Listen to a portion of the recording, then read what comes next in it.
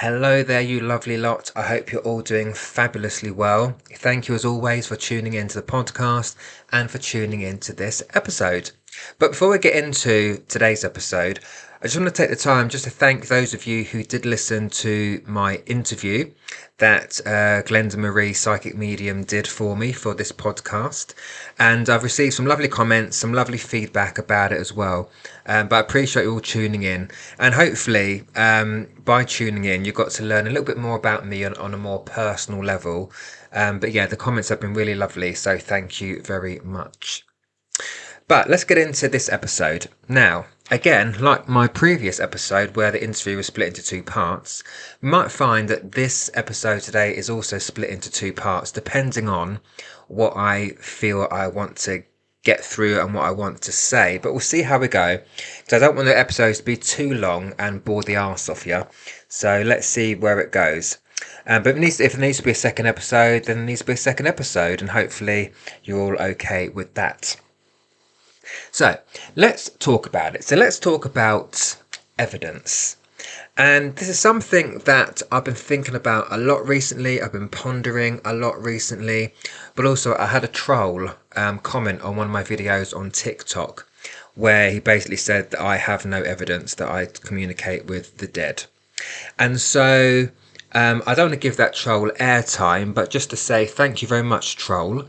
I don't know who you are because, as always, you've hidden behind a cartoon image of something on your profile. There's no actual picture of you, and you've got about 2 followers.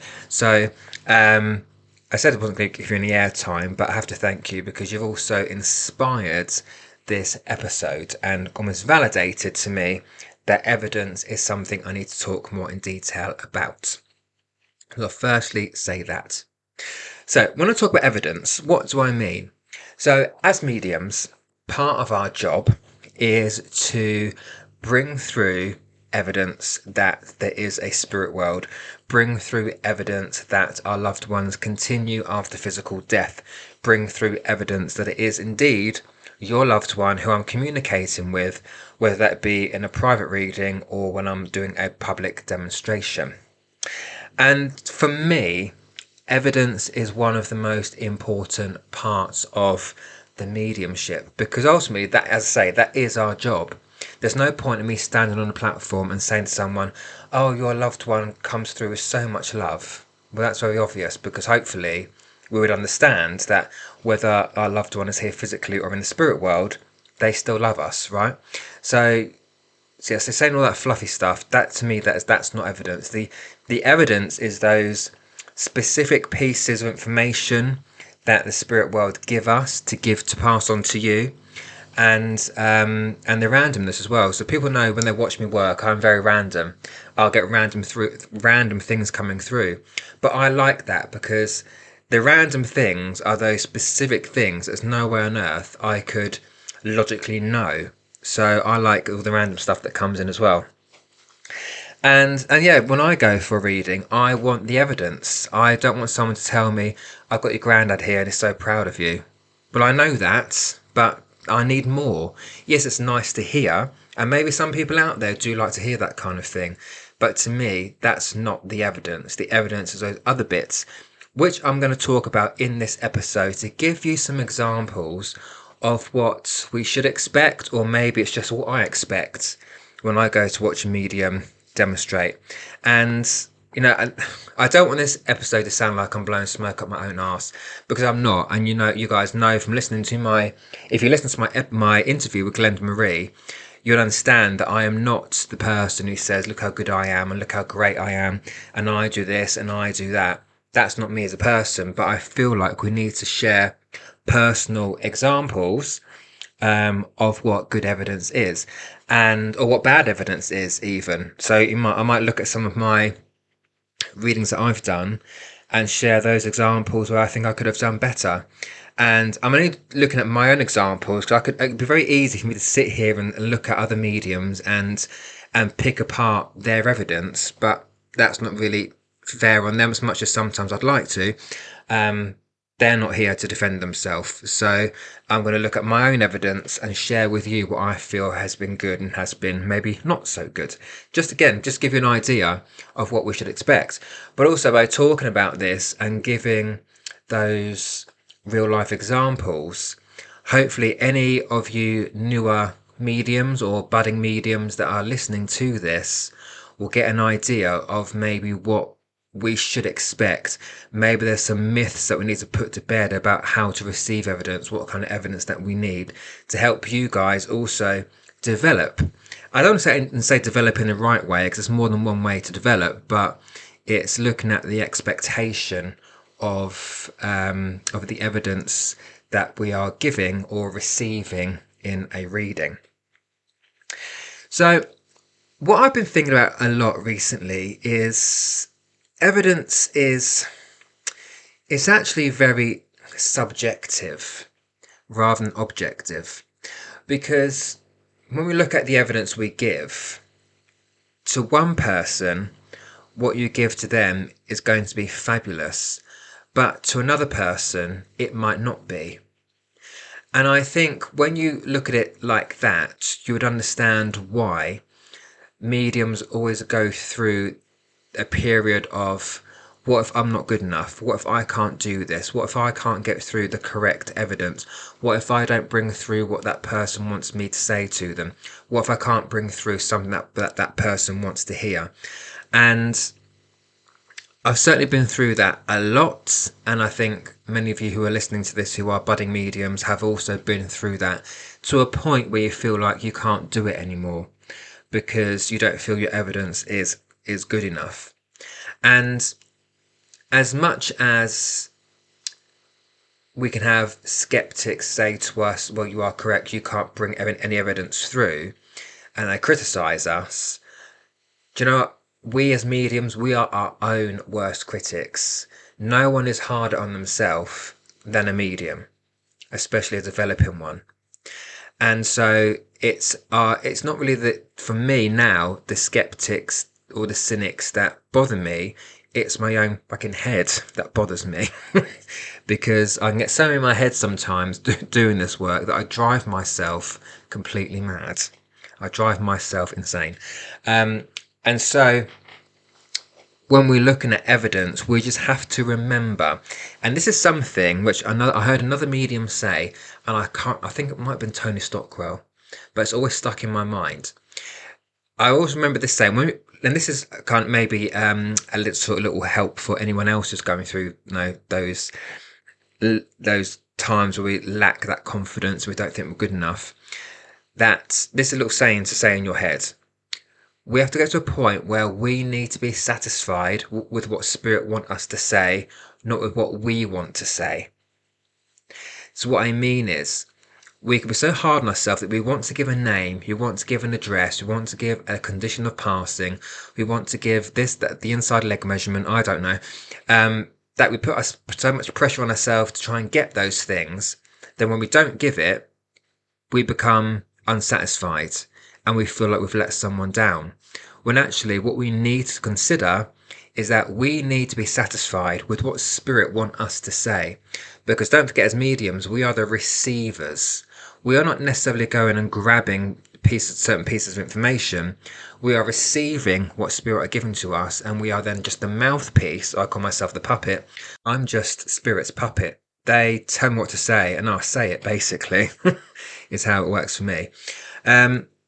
So we really need to come to understanding that we're only giving what Spirit are giving us, and that's what we need to be satisfied with.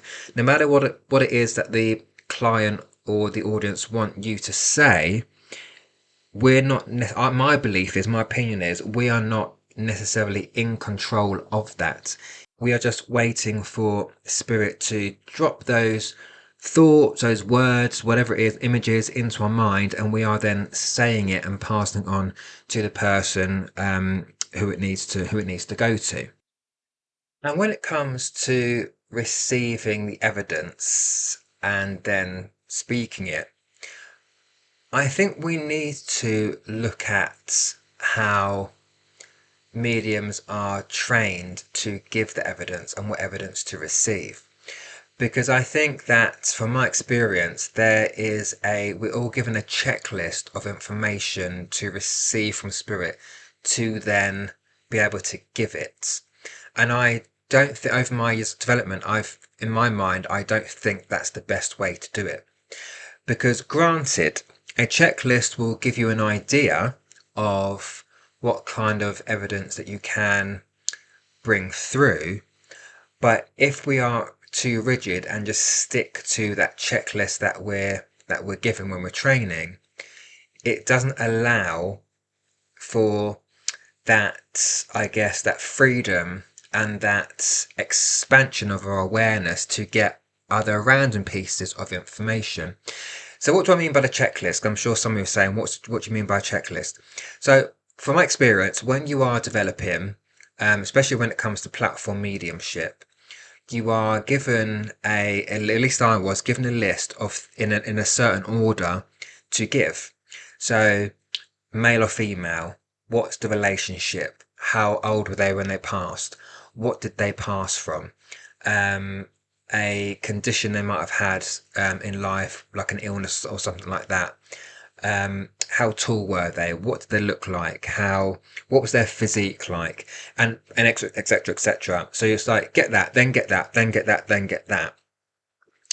And although I did that to start with, I found throughout my own development that actually, if I just let go of that expectation of get this, boom, boom, boom, boom, boom, and actually allow myself to really feel into the connection that I have, then my evidence will be stronger and will be even more random, which then is more specific. So for me, when I kind of took myself away from the mentality of let's do this checklist exercise of things, I found that my mediumship flourished and I was able to really bring through some real specific pieces of information which has nothing to do with how someone passed or what the relationship is. I found that I was really able to bring through, and I still do, is bring through the true character and the personality and the essence of the spirit person I'm communicating with. Because anyone can give evidence, anyone could give, a date or a particular month that's important or a name or whatever. But actually, if you bring through the essence, the true essence of the character and the personality of that spirit person, for me, from experience, that really is solidifying who it is that I'm connecting to in the spirit world. So, for example, if I bring through, let's say I bring through someone's father, and in life they were miserable and, a bit, what's the word I want to look for? Not miserable, a bit moody, a bit grumpy, that's probably a better word to put on it. If I bring that character through and the woman I'm going to understands that's the character of her dad, then she would know that's her dad. But if I said to her, I've got your dad here and your dad feels really light, feels really jolly and really loving, then she's going to go, that's not my dad. So I could give other pieces of information or evidence around that, but that evidence is not going to make a difference because the character and the personality does not match her dad, because her dad was miserable, he was grumpy. So that other evidence actually doesn't mean anything because she's not paying attention to the other evidence now, because she's caught up on the fact that I've told her it's her dad, but the character doesn't match the personality that she knew. And so that's why I always make sure that the first thing I bring through is the character and the personality of that spirit person, and then the other evidence will come in to back up that character. That's how I work, because I want people to feel that I am communicating with a loved one through the essence that I bring through. I want them to feel like that I have got their loved one with me, talking to me in my ear as I'm stood there on the platform, because they then feel it. They then know that is the character of that person. Because let's also be clear, when you go to spirit, you don't become an angel. You don't become, all cherubic overnight. If you're a miserable person in life, you're going to be a miserable person in death. And they need to bring through that character because that's how you remember them. So they're not going to come through any other way. Does that make sense what I'm trying to say here? And so that's how I start my readings. I start with, okay, I've got whether it's male or female, and they feel like this to me. I don't start with, I've got male or female, here's your mum, dad, brother, sister, whatever it might be. She's 6 foot, he's 6 foot tall, very skinny, very slim, blonde hair, blue eyes. I don't start like that, like I was taught, because for me that's too restrictive. It doesn't allow my mind to expand further to bring through other evidence. And I heard Charlie Kelly, who's another medium, some of you might follow as well, as a very down to earth, very direct medium, especially when it comes to his teaching. And he was talking about evidence as well. And he said something which actually triggered my mind as well to go, oh, actually, that is correct. And what he said was he doesn't like the tick list of pieces of evidence to get either. But what he said was, if you are too focused on getting a certain piece of evidence, so let's say you're too focused on getting a name, for example, but you also need to get the death, the condition of how someone passed. Because you're not focused on trying to get the death condition and you're too focused on the name and trying to get a name spot on, then you're not ever going to get that death condition because your mind isn't focused on that. Your mind is too focused on, I must get the name, before I move on, I must get the name. But you're never going to move on if your mind is focused on just one piece of evidence, which is on your checklist. So you need to keep your mind open to what's going to come through. Otherwise, you're never going to get everything else that you want to get in that reading because your mind's too focused on, I must get this checklist of information in order to prove that this is spirit coming through. And so that's also how I work, is just keeping my mind open to what's coming through. If I don't get a name, I don't get a name. For me, it's no big deal. If I don't get how tall they were, who cares? I can get other pieces of information that will be more evidential, in my opinion. But again, it comes back to, well, what is evidential then? What is good enough? And again, it comes back to evidence being quite subjective rather than objective, depends on who it is that you're speaking to. And with that said, let's also point out that all mediums, we all work differently. We all receive different information. We all receive different pieces of evidence. And a lot of that is based on our own frame of reference and our life experience. And so some people or some mediums will be great at getting names. Other mediums, not so much. I know mediums who are fantastic, like Glenda Marie, who delivers fantastic evidential information, but she doesn't get names. She just doesn't. I know another medium, George the Medium, who's based in Scotland. Some of you might follow him as well. He also has said to me he doesn't get names. He gets other pieces of information which his mind is able to pick up and to interpret. Now, what I mean is that if you are someone who, like Glenda, I'll use Glenda Marie because I'm sure she won't mind, but she said this to me on our interview the other day, once we finished recording, is that when she meets someone and they give her their name and introduces themselves, within 5 minutes she's forgotten their name. So if that's how her brain operates generally, then that's going to follow through in her mediumship. So therefore she doesn't get names in mediumship in her readings. For me, for example, my sense of direction in life in general is absolutely shocking. It once took me, and I do tell this story at the start of some of my demonstrations to explain how I work, is that many years ago when I was 18, 19, me and 3 female friends of mine were driving to a tattoo convention. And this is back in the days, but that without sound really old, it was back in the day before we had smartphones, before we had sat navs. We had a good old map in the back of the car. And so the three girls had the map and I was driving. It was my first car, I think. Yeah, because I passed when I was 17. Got my first car when I was 18. And we took a trip to this tattoo convention, which is only 34 miles from where we live. So not a long journey.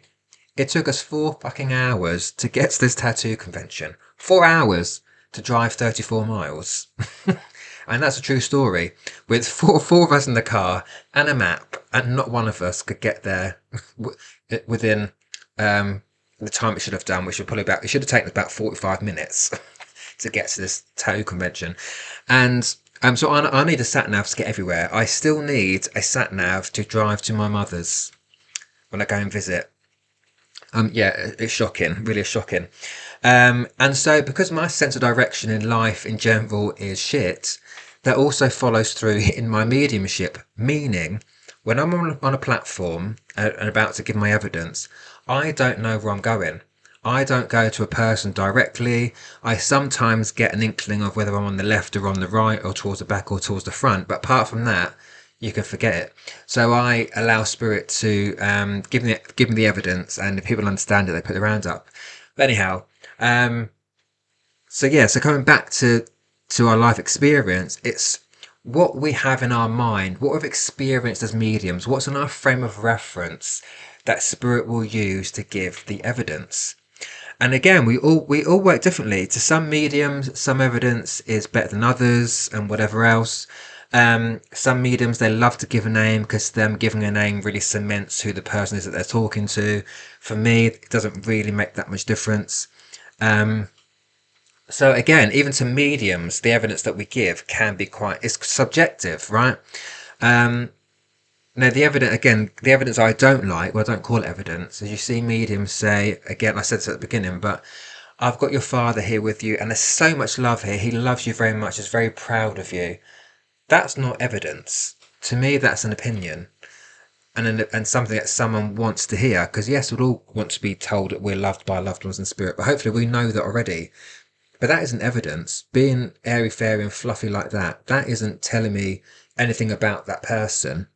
So that's not evidence that I particularly like. And I try to avoid as much as I can saying that during a demonstration. Even if I feel it in a demonstration, I don't, not that I edit it out, but it's not something that I tend to talk about or mention unless spirit really push me to say they need to know that I love them. If that's the case, then I will say it.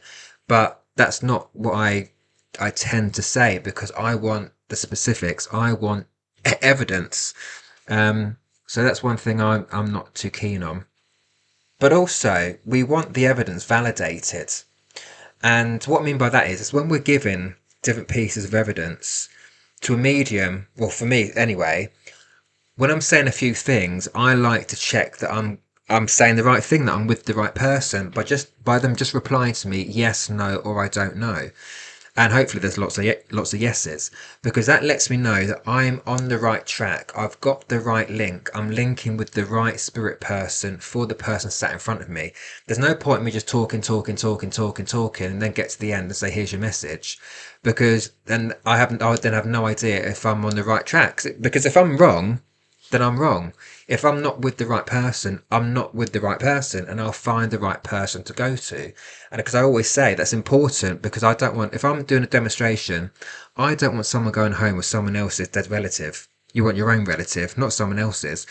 And I've seen it go wrong like that, and I've been on the receiving end of a reading like that, where a medium came to me and was just talking. She didn't ask me if I could understand, if I could validate any of the evidence, and there are a few bits and pieces, but still to this day, I'm none the wiser as to who it was that she was communicating with.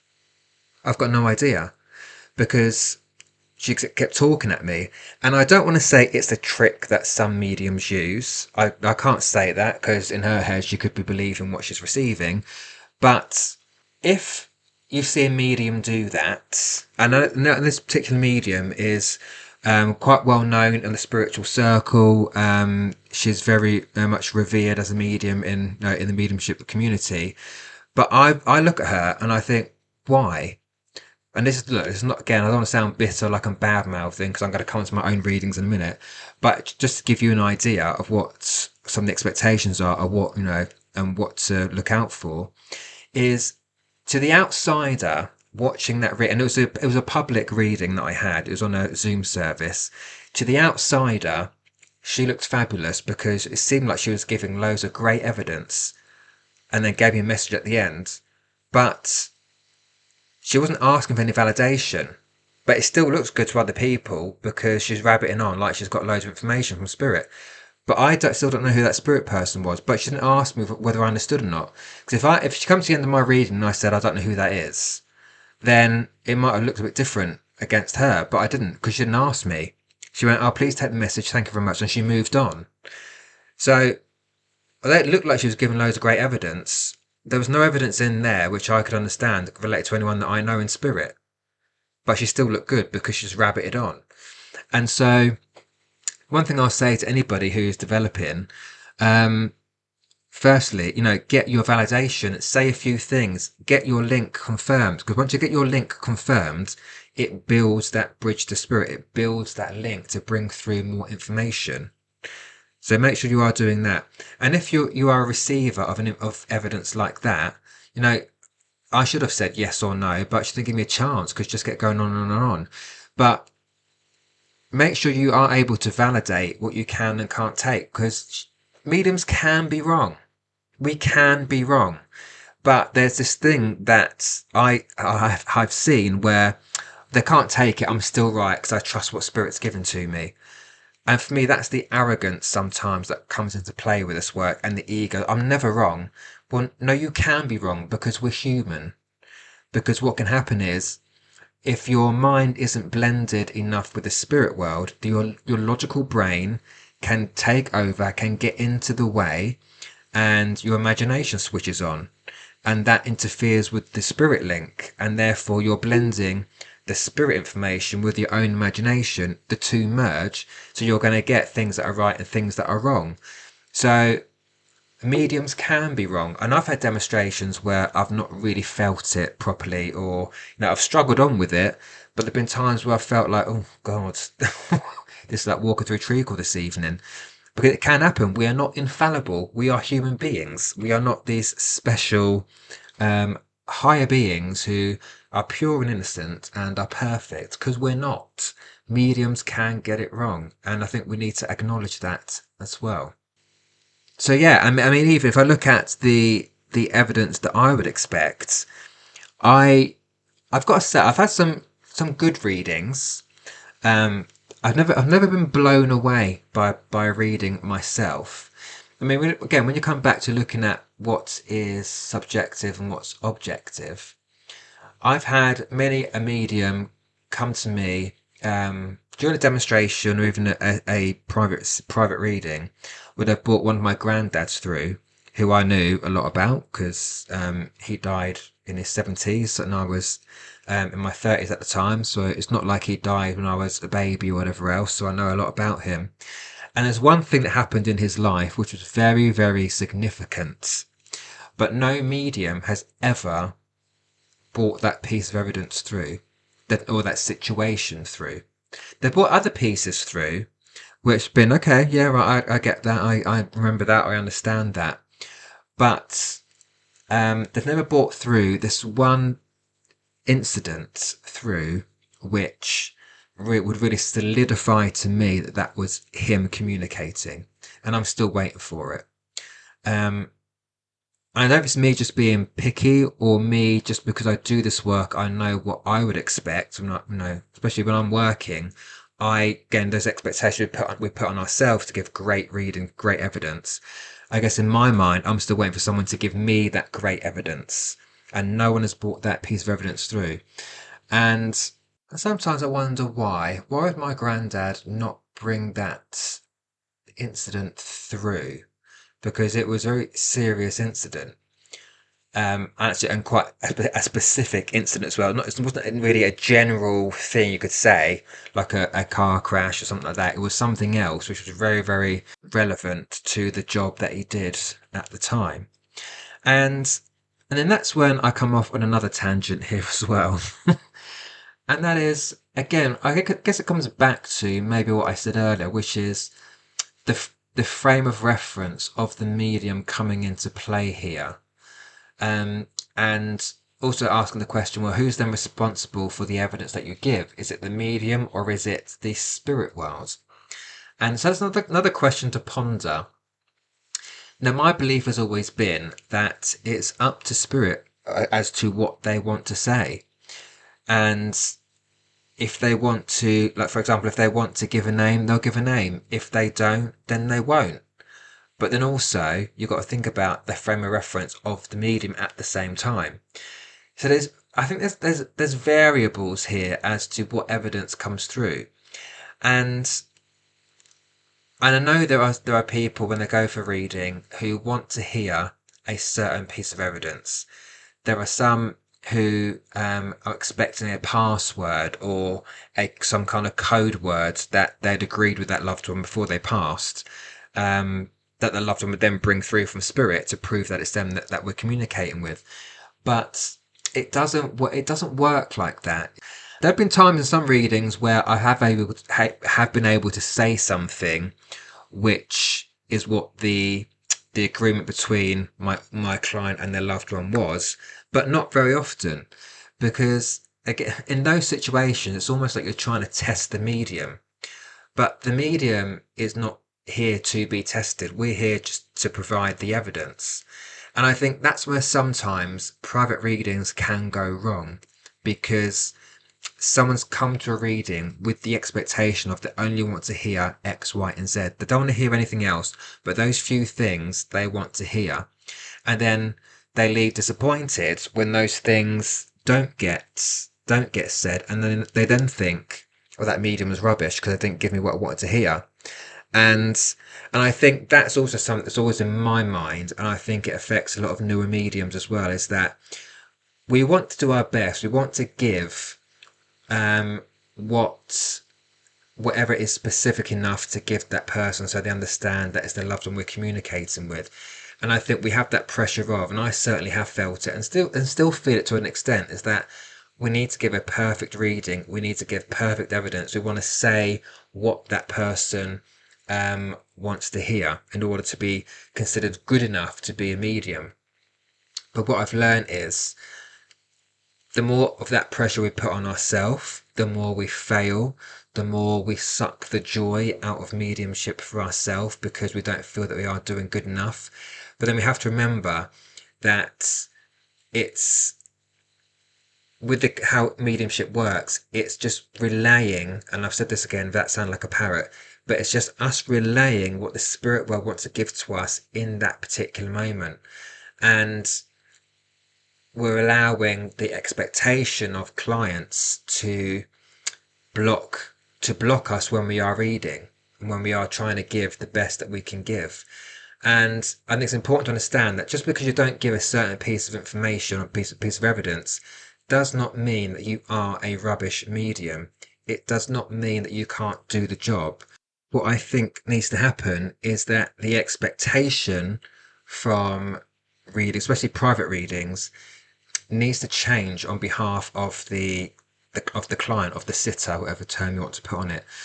Because I think some people do come to a reading with the expectation of, I only want to hear from a certain person and I want certain pieces of information.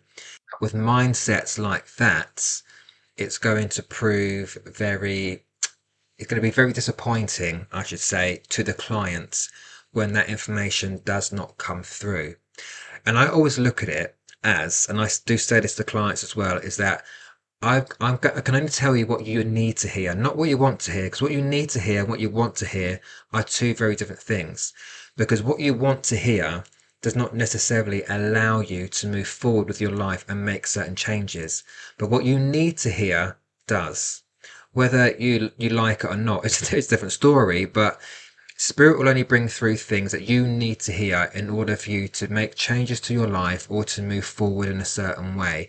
And I think that's an important point to make, is that readings are not there for entertainment. Readings are there to help people, whether it be through healing, whether it be giving them some sense of peace or some sense of upliftment. They're ultimately there to, one, to prove the existence of spirit, because that's the point of mediumship, but also to help them be able to move forward in some kind of way, knowing that the loved ones are still there with them on this physical journey. But coming back to what I said about the evidence, is that as a medium, we can't always control what comes through. We can only bring through what we are receiving from spirit in that particular moment, at in that time and space that you're in. Maybe if you go for a reading a second time later down the line, you might then get the other bits of evidence that you're looking for. But I always see it as spirit will say what they want to what they want or need to say at that particular moment. If they feel like they need to describe themselves, describe their personality, describe things that are happening around you now, then they will say it if that's important, because maybe you need to hear that they're seeing what's going on around you now, so you know that they are there. Maybe the next time you have a reading, they'll bring through other evidence that they feel you need to hear at that particular time. So it really is being open-minded as to what does come through, and allowing the medium to have that space, that free space that they have with spirit in that moment, to bring through that evidence which needs to be heard. And it's not always going to be things you expect either. As I say, I like the random things, so some really random things can come through, but again, it's those random things that forms a major part of the evidence. And now look, I said at the very beginning that this could be a two-parter, and we're already over half an hour in. And so I think that I've talked in general enough about what we want by what I mean by evidence, and what can be subjective and what can be objective. So I think it's probably a great place to finish this episode, part 1. And in part 2, I will talk about personal examples of evidence that I have given. I might even pick apart some of the evidence that I have given to show you what I felt was good about it and what actually could be improved by it. Again, just used as a learning tool for anybody who is developing as mediums as well, or even people that go for readings and know what to expect, what would be considered good or what might not be considered good. But even that in itself is still very subjective. So hang on in there, and I shall be back with part 2 very soon. Thank you always for listening, and I'll see you in the next episode.